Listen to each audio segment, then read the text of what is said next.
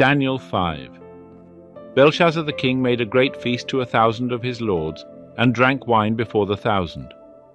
Belshazzar, while he tasted the wine, commanded to bring the golden and silver vessels which Nebuchadnezzar his father had taken out of the temple which was in Jerusalem, that the king and his lords, his wives, and his concubines might drink therefrom. Then they brought the golden vessels that were taken out of the temple of the house of God, which was at Jerusalem, and the king and his lords, his wives and his concubines, drank from them. They drank wine, and praised the gods of gold, and of silver, of brass, of iron, of wood, and of stone. In the same hour came forth the fingers of a man's hand, and wrote over against the candlestick upon the plaster of the wall of the king's palace, and the king saw the part of the hand that wrote. Then the king's countenance was changed in him, and his thoughts troubled him, and the joints of his loins were loosed, and his knees smote one against another. The king cried aloud to bring in the enchanters, the Chaldeans, and the soothsayers.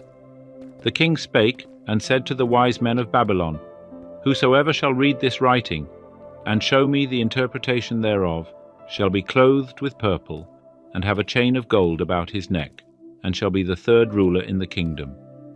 Then came in all the king's wise men, but they could not read the writing, nor make known to the king the interpretation.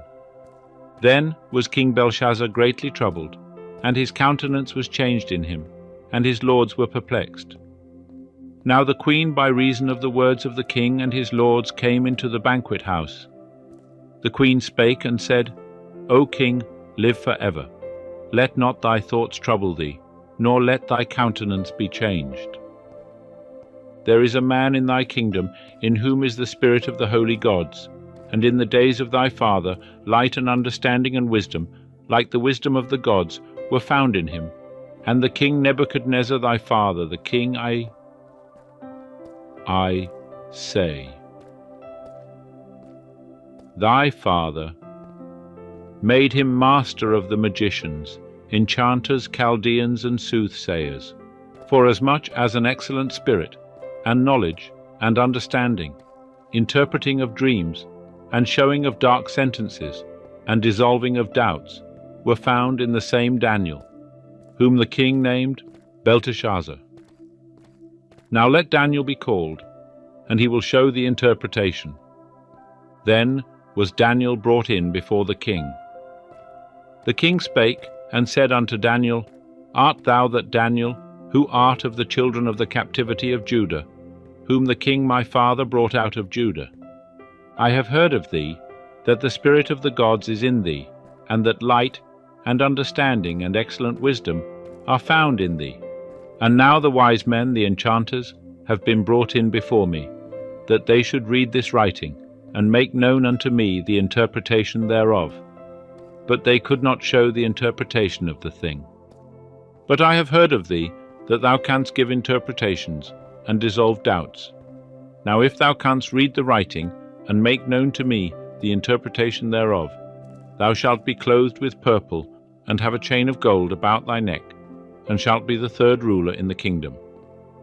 Then Daniel answered and said before the king, Let thy gifts be to thyself, and give thy rewards to another. Nevertheless, I will read the writing unto the king, and make known to him the interpretation.